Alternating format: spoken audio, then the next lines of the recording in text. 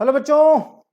तो भाई pharmaceutical chemistry देखो, फर्स्ट ईयर की बात की जाए, खासकर डी फॉर्म फर्स्ट ईयर की अगर हम बात करें, हाँ डी फॉर्म फर्स्ट ईयर,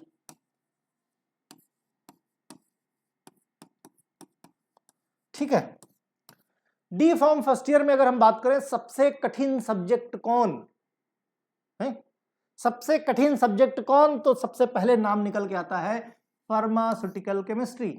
सबसे ज्यादा कठिन क्यों? क्योंकि बहुत सारे बच्चे हाई स्कूल इंटर में केमिस्ट्री उनको समझ में नहीं आती, और सबसे बड़ी चीज ये कि यहां पे सिर्फ केमिस्ट्री ही नहीं है, यहां पे हेट्रोसाइक्लिक केमिस्ट्री है। Means one of the toughest part of the chemistry, जो कि तुम स्टडी करोगे कहां पे? डिप्लोमा में, डी फॉर्म फर्स्ट ईयर में। और खासकर अभी बच्चे रिसेंटली एडमिशन ले रहे हैं, अभी अभी जस्ट एडमिशन। पहले क्या था, जब पुरानी वाली हमारी जो ओल्ड सिलेबस था उसमें केमिस्ट्री हम 2 सालों में पढ़ते थे। अब 2 सालों को कन्वर्ट कर दिया उन्होंने 1 साल में, और जो नंबर ऑफ स्ट्रक्चर आईयूपीएससी थे उनकी संख्या कर दी डबल। मैं अभी कुछ टाइम के बाद जो है मैं सिलेबस भी डिस्कस करूंगा। बहुत सारे बच्चे हैं जो नए एडमिशन ले रहे हैं, अभी उनको सिलेबस नहीं पता है। सबसे कठिन पार्ट होता है केमिस्ट्री, और सबसे ज्यादा ध्यान देने वाली चीज यही एक वजह है कि केमिस्ट्री में ऐसी पढ़ाऊंगा कि चाहोगे तो भी भूल नहीं सकते। ये मेरी अपनी गारंटी है। अगर तुमने अपना 50% भी एफर्ट लगाया तो 50% तुम्हारा और 100% मेरा 150% हो जाएगा। और गारंटी देता हूं, देखो अभी जो शुरुआत के पार्ट से पहली और दूसरी तीसरी यूनिट, नथिंग, कुछ नहीं, वेरी सिंपल।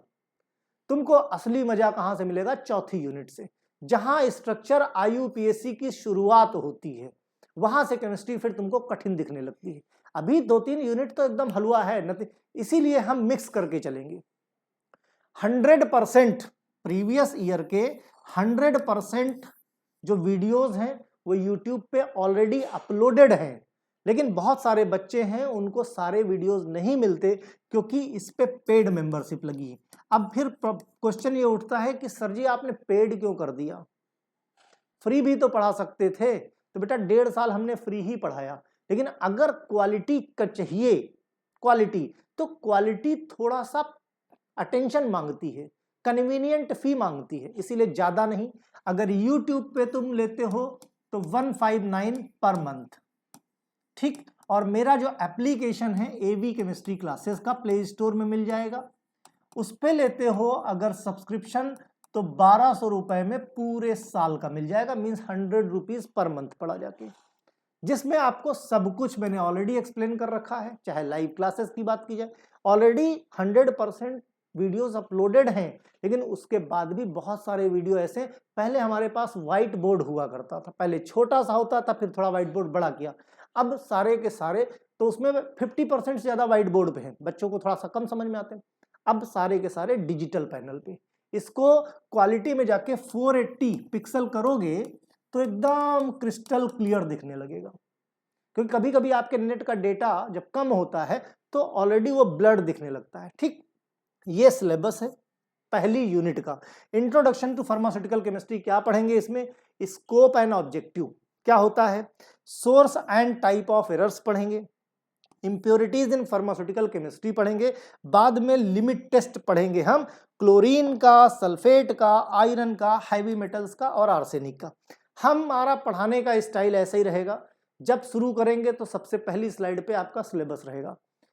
पढ़ने, चूंकि आज शुरुआत का पहला लेक्चर है तो कैसे पढ़ें केमिस्ट्री, और केमिस्ट्री नहीं सारे सब्जेक्ट मैं ही पढ़ाऊंगा।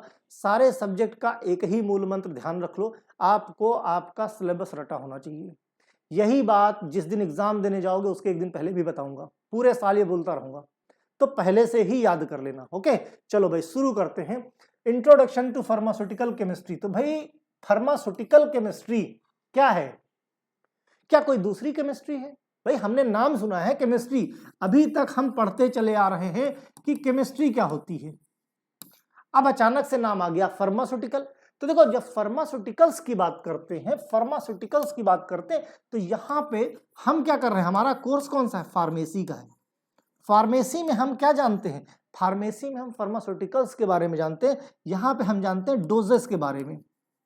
मेडिसिन के बारे में, मेडिसिन कैसे बनाई जाती है, मेडिसिन कैसे डिस्पेंस की जाती है, किस तरीके से मेडिसिन के क्या क्या इंग्रेडिएंट होते हैं, इसमें एक्टिव फार्मास्यूटिकल इंग्रेडिएंट क्या होता है। भाई जैसे दवा खाते हो, सपोज करो पैरासीटामोल दवा तुमने खाई, अब पैरासीटामोल की मान लिया 650 mg की बात की जा रही, सिंपली बात की जा रही है 650 mg की, ठीक, समझने की कोशिश करो।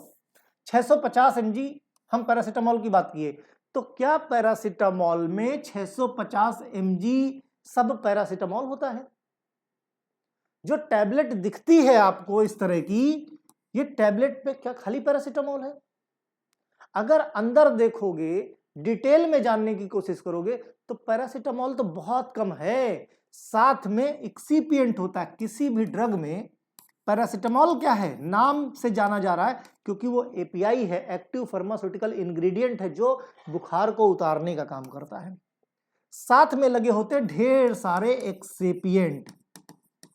एक्सिपिएंट, एक्सिपिएंट का क्या काम होता है? यही वो एक्सिपिएंट होते हैं जो इस टैबलेट को टैबलेट बनने में मदद करते हैं, और टैबलेट बनने के बाद जब हम उसको इनटेक करते हैं तो पेट के अंदर, भाई पत्थर खा लोगे थोड़ी हजम हो जाएगा, पेट के अंदर जाएगा, ये छोटे छोटे छोटे छोटे टुकड़ों में डिसइंटीग्रेट होगा। क्या होगा?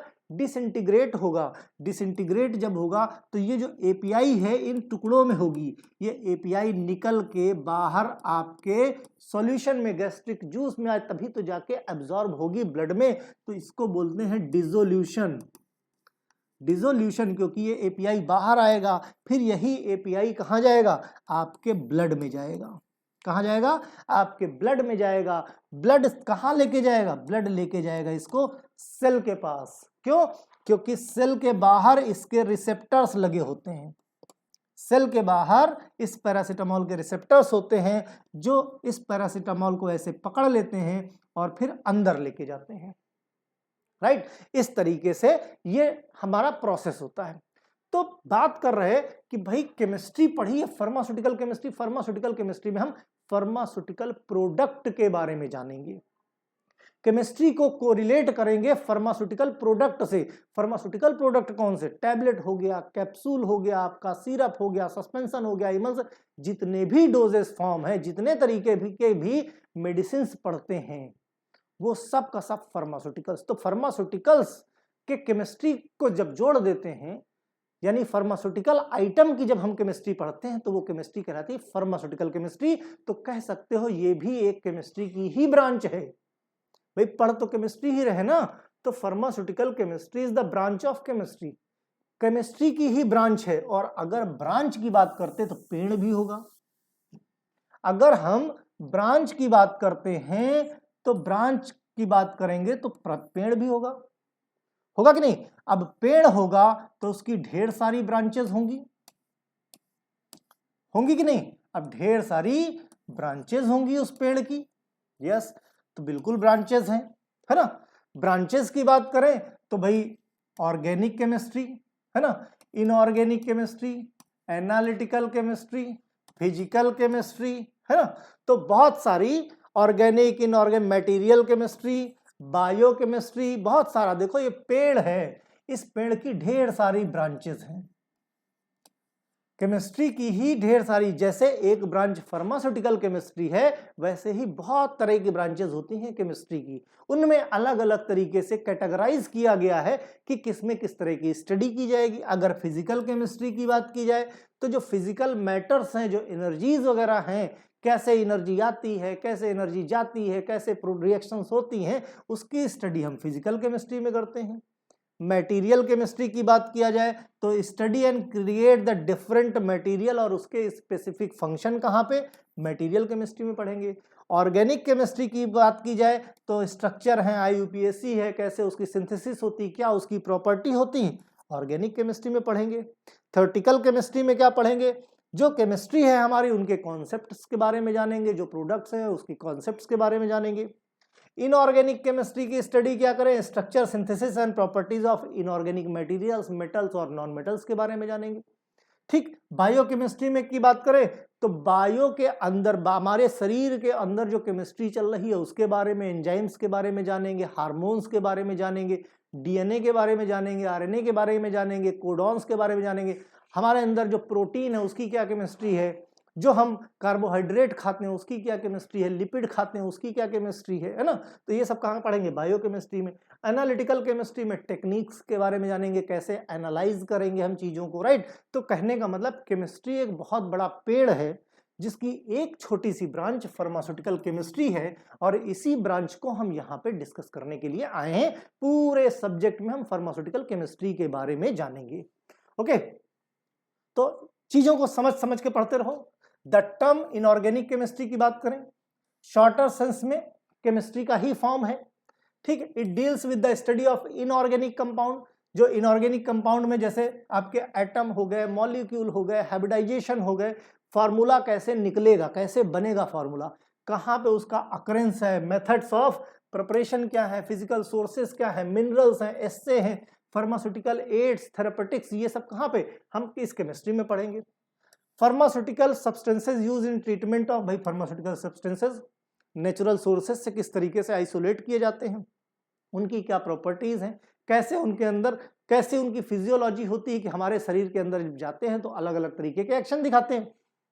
भाई जो एपीआई है, एक्टिव फार्मास्यूटिकल इंग्रेडिएंट, कैसे जानेंगे, कहाँ से पढ़ेंगे हम, और अपनी ऑर्गेनिक केमिस्ट्री में ही तो पढ़ेंगे इन सब चीजों को, और इनका प्यूरिफिकेशन करेंगे। इनऑर्गेनिक केमिस्ट्री में कैल्सिन्ड इनऑर्गेनिक सब्सटेंस कैसे जानेंगे, कोई भी चीज है, कोई भी प्रोडक्ट है उसको पूरी तरीके से जला देंगे, जितना भी उसका ऑर्गेनिक मटेरियल है, कार्बन है, हाइड्रोजन है, ऑक्सीजन है, ये क्या है, कार्बनिक मटेरियल मींस ऑर्गेनिक मटेरियल। ये ऑर्गेनिक मटेरियल को हम कंप्लीट जला देते हैं, मींस हाई डिग्री पे, तो बाद में जो उसकी राख बचती है, ठीक, उसको बोलते हैं कैल्सिन्ड इनऑर्गेनिक।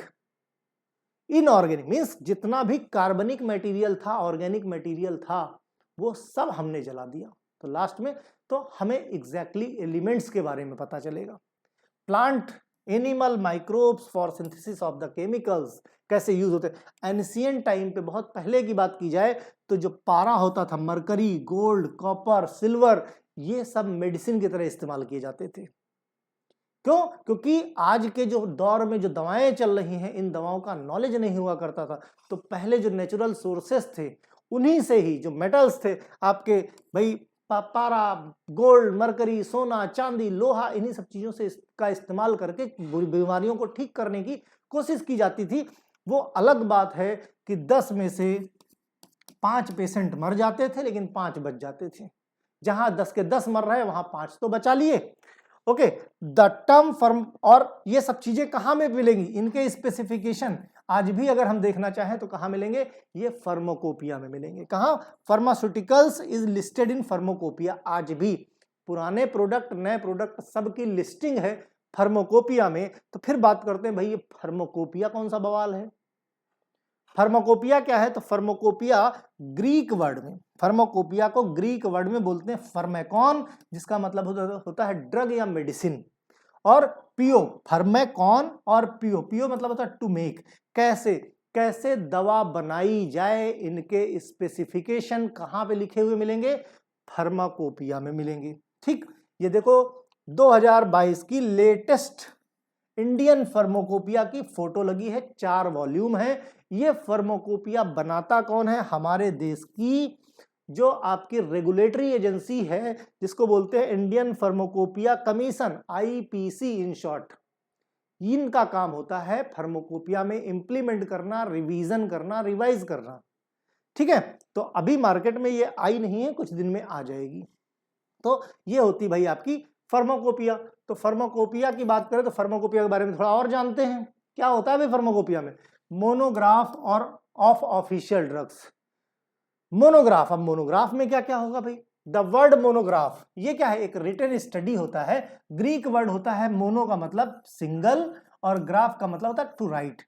किसी भी प्रोडक्ट, किसी भी दवा के बारे में आपको जानना है, और अगर वो इंडिया के अंदर है, इंडिया के अंदर चाहे उसकी मार्केटिंग हो रही हो, और एक चीज लिखी होती है, जैसे पैरासिटामोल 650 mg आईपी, ऐसे लिखा है। अगर आईपी लिखा है, इसका मतलब इसका जो स्पेसिफिकेशन है वो इंडियन फार्माकोपिया में मिलेगा। अगर वहीं कहीं यूएसपी लिखा होगा तो फिर उसका स्पेसिफिकेशन, उसका मोनोग्राफ इंडियन फार्माकोपिया में ना मिलके यूनाइटेड स्टेट फार्माकोपिया में मिलेगा। यूएसपी की बात करें, ठीक। बीपी की बात करें, अगर बीपी लिखा होगा तो इसका स्पेसिफिकेशन मोनोग्राफ मिलेगा ब्रिटिश फार्माकोपिया में, ठीक है। तो medicinal substance are used to cure prevention of disease, क्या क्या मिलेगा भाई? सबसे पहले मोनोग्राफ में टाइटल मिलेगा, टाइटल इंग्लिश या फ्रेंच में, जो भी रेस्पेक्टिव वर्जन आप देखोगे, जो एडिशन देखोगे उसके हिसाब से मिलेगा, ठीक। जिसमें जो भी आपका केमिकल, जो भी आपका प्रोडक्ट है उसका मेन नाम।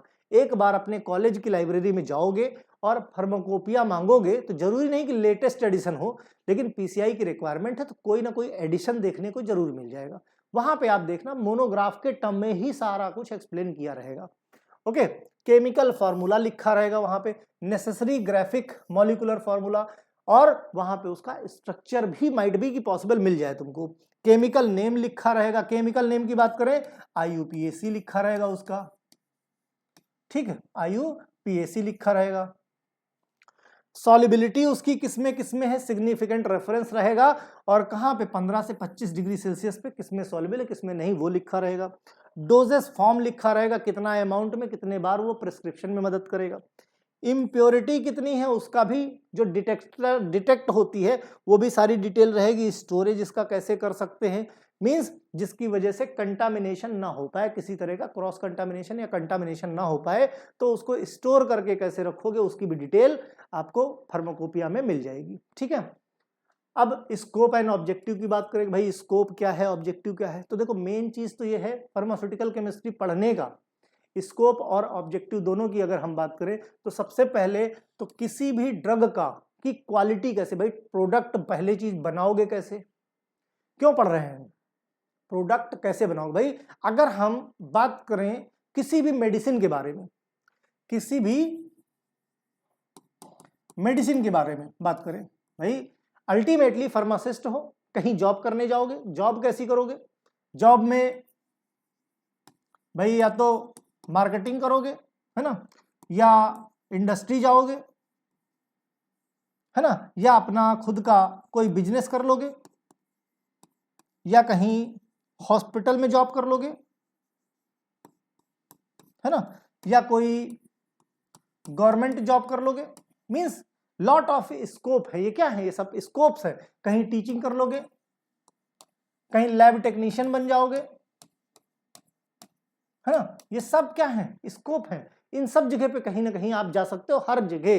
कहीं पे भी डाउट हो कि यहां हम नहीं जा सकते, मुझसे पूछ लेना, मैं डिटेल में बता दूंगा। सब जगह जितनी चीजें मैंने लिखी हैं सब जगह डी फॉर्म वाला जा सकता है, डी फॉर्म वाला सब जगह जा सकता है। और अभी तो देखो रिसेंटली गवर्नमेंट जॉब की वैकेंसी निकली है इसरो में, मैंने नोटिफिकेशन दिया है, जो नए बच्चे हैं वो देख सकते हैं जाके, इसरो में निकली है, और इसरो का पूरा नोटिफिकेशन भी दिया है। आज हो सकता है इस लेक्चर के बाद प्रीवियस ईयर का क्वेश्चन पेपर भी मैं करवा दूं, है ना। तो कहने का मतलब मन लगा के पढ़ोगे अगर तो हर लेवल का पढ़ाऊंगा।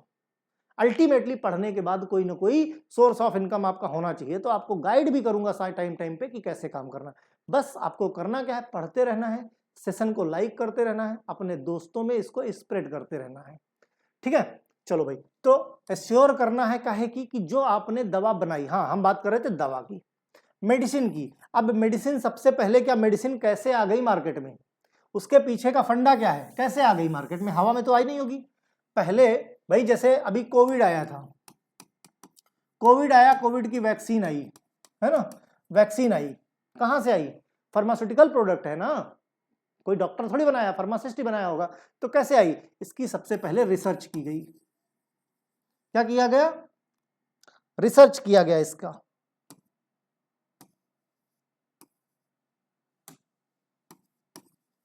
रिसर्च किया गया।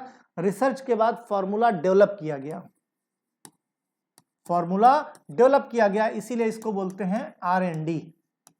ये सब स्कोप के ही अंडर में है, रिसर्च एंड डेवलपमेंट, ठीक। एक बार फॉर्मूला डेवलप हो गया तो फॉर्मूला फिर बनाया गया, फॉर्मूला बनाया गया, कहां पे बनेगा, FND में, फॉर्मुलेशन एंड डेवलपमेंट कह सकते हो। Formulation and development. स्टेप्स समझ लो। R&D वाले ने क्या किया, फॉर्मूला बना दिया कि भाई इस तरीके से काम होना चाहिए, एक प्रोसीजर। F&D वाले ने क्या, उसके लिए फॉर्मुलेशन बनाया, छोटा सा एक रिसर्च वर्क किया, मतलब फॉर्मुलेशन कराया, मींस प्रोडक्ट को बनाया फाइनली, इस फॉर्मूले को जनरेट किया फिजिकली। ये तो लैब में हुआ, ये फिजिकली हुआ कि कहां पे, छोटे से इंडस्ट्री में, कि भाई फार्मूला बना के देखो कि पैरासिटामोल कैसा बना। ठीक, अगर बन गया तो इसके क्या है, बहुत सारे ट्रायल लेने पड़ेंगे। ट्रायल भी दो तरीके के, एक होता है pre clinical trial, pre clinical trial, ये प्री क्लिनिकल ट्रायल वगैरह होते हैं लैब वगैरह में। ठीक, फिर और इसमें क्या है, लैब वर्क होगा या एनिमल पे स्टडी करनी होगी, प्री क्लिनिकल पे। फिर शुरू होता है क्लिनिकल ट्रायल। क्लिनिकल ट्रायल किस पे, ह्यूमन बींग्स वगैरह में, फेज 1, फेज 2, फेज 3, फिर पोस्ट मार्केटिंग सर्वे, ये सब क्या है, क्लिनिकल ट्रायल्स के पार्ट है। अगर क्लिनिकल ट्रायल्स तक रिपोर्ट बढ़िया मिली कि प्रोडक्ट आपका परफेक्ट है, तब जाके ये क्लिनिकल ट्रायल्स के बाद दवा मार्केट में वैक्सीन दे दी जाती है। तो ये सब किसका है, फार्मास्यूटिकल्स का काम है ना। तो कहने का मतलब, और ये जो दवा है, ये जो वैक्सीन है, ये परफेक्ट होनी चाहिए, क्वालिटी कंट्रोल इसका होना चाहिए, क्वालिटी कंट्रोल होना चाहिए, क्वालिटी एश्योरेंस होना चाहिए कि जो हम दवा दे रहे हैं इस दवा से फायदा ही होगा। तो फिटनेस एश्योर करो, fitness of the medical product, कैसे, उसकी एनालिसिस करो, उसको इवेल्युएट करो, लोगों को दो, लगाओ, पता चले, तो जो भी क्वालिटी कंट्रोल के स्टैंडर्ड्स हैं उसमें फुलफिल होना चाहिए। Improve the knowledge base required the, कैसे सिंथेसिस कैसे करोगे, आइसोलेशन करोगे कैसे करोगे, फिर उसका प्यूरिफिकेशन कैसे करोगे, फिर कैरेक्टराइजेशन कैसे करोगे। कैरेक्टराइजेशन मतलब जो हमने बनाया वही फाइनली बना ना।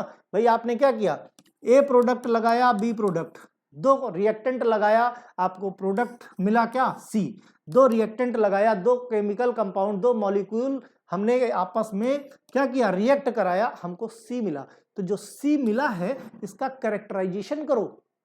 कैरेक्टराइजेशन करने का मतलब इसकी एनालिसिस करो, इसका आईआर करो, इसका एनएमआर करो, मास करो, इसकी एचपीएलसी लगाओ, पता तो चले कि हमने जो पैरासिटामोल बनाया ये वही बना है ना, कोई तीसरा प्रोडक्ट तो नहीं बन गया। भाई कई बार होता है कि जब हम रिएक्शन करते हैं तो जरूरी नहीं कि वो रिएक्शन परफॉर्म हो, कुछ और बाई प्रोडक्ट बन गया तब, राइट। तो कैरेक्टराइजेशन जरूरी है। Improve the skill effective handling of chemical gas. अब लैब में काम करना है, जैसे आप लोग भी केमिस्ट्री की लैब में जब जाओगे तो केमिकल की हैंडलिंग, केमिकल काफी महंगा और काफी डेंजरस होता है, अगर गिर गया आपके ऊपर तो कई बार जानलेवा भी हो सकता है। ठीक है, ग्लासवेयर का इस्तेमाल ज्यादा अच्छे से करोगे तो ब्रेकेज कम लगेगा, ब्रेकेज कम लगेगा तो ब्रोकरेज चार्ज कम पड़ेगा, नहीं तो वो भी तुम्हारे सर पे जाएगा। एनालिटिकल इंस्ट्रूमेंट बहुत सारे लैब में होंगे, पीएच स्केल होगा, है ना, आपका एनालिटिकल बैलेंस होगा, इलेक्ट्रॉनिक बैलेंस होगा, बहुत सारा, कहने का मतलब इंस्ट्रूमेंट होंगे, उनको आराम से हैंडलिंग करो, नहीं तो बिगड़ने के चांसेस होते हैं। फोकस करो डिस्कवरी पे, डेवलपमेंट पे, उनके आइडेंटिफिकेशन पे, उनके इंटरप्रिटेशन पे, नए नए प्रोडक्ट की। ठीक, ड्रग की डिजाइन, ये सब फार्मास्यूटिकल का ही स्कोप है, इसी का ही ऑब्जेक्टिव है, synthesis of biologically active compound, जो कि बॉडी के अंदर जाए तो एक्टिव रहे, इनएक्टिव ना हो जाए। Pharmaceutical chemistry conduct research on drug, जो हमने यहां पे बताया था, R&D ऑलरेडी एक्सप्लेन कर चुके हैं।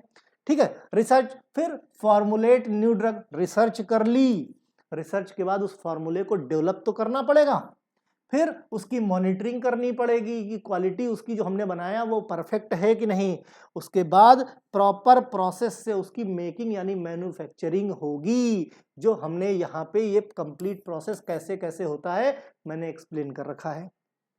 Also the pharmaceutical chemistry discuss, उसकी ड्रग की इम्प्योरिटी कितनी है, क्वालिटी कंट्रोल क्या है ना, केमिकल सब्सटेंस के एस्पेक्ट में, फार्मास्यूटिकल्स में क्या क्या यूज है, ये सब चीजें, impurity testing, basic quality control test, ये सब किसका है, स्कोप किसका है, ऑब्जेक्टिव किसका है, फार्मास्यूटिकल केमिस्ट्री का, राइट।